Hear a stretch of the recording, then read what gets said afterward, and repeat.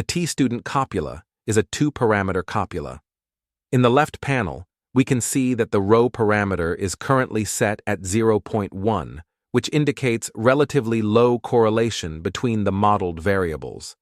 There is also another parameter, the degree of freedom, denoted as nu, which must be greater than 0. It is currently set to 3.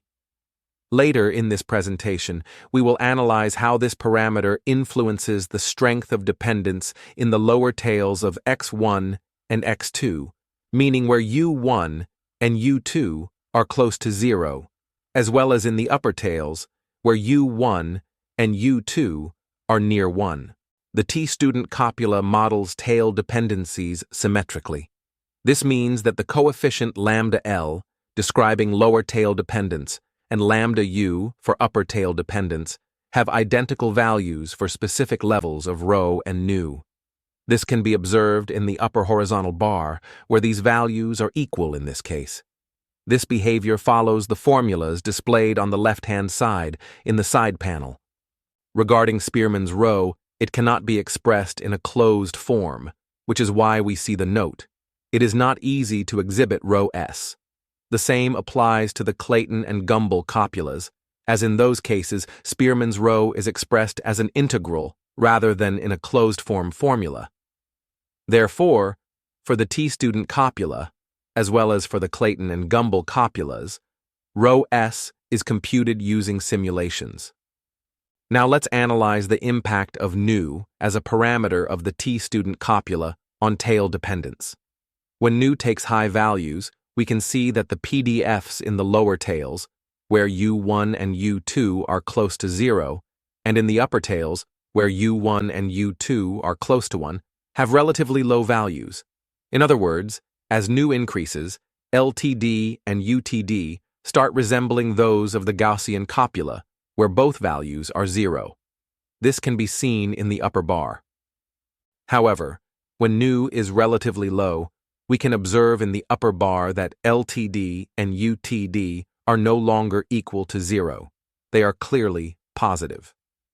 This is confirmed in Chart A on the left side and Chart B on the right side, where we notice increased density in the bottom left corner of these plots. The PDF level is visibly higher there.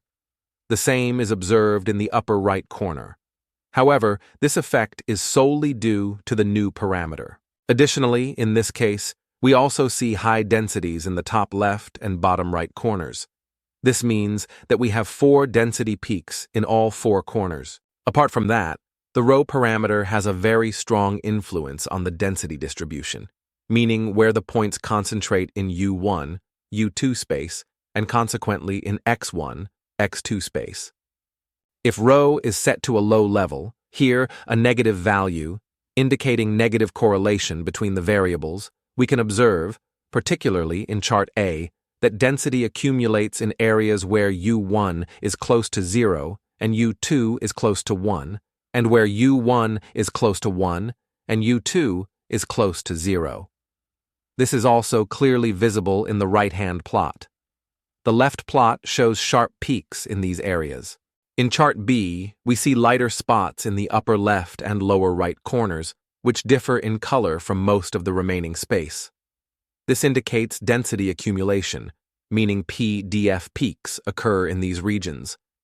Apart from that, in general, most of the space exhibits a relatively uniform density distribution at a relatively low level. In this case, Kendall's tau and Spearman's rho, as shown in the upper horizontal bar, are strongly negative. If we shift rho to a high level, we now see that Kendall's tau and Spearman's rho become strongly positive. Additionally, LTD and UTD are now quite high, meaning that lower and upper tail dependencies, measured symmetrically here, are strong. Looking at the distribution of lighter spots in the right-hand plot, Chart B, we can see that they are positioned along the diagonal extending from the bottom left corner, where U1 and U2 are close to 0, to the top right corner, where U1 and U2 are close to 1. This happens because in this case, the correlation is positive.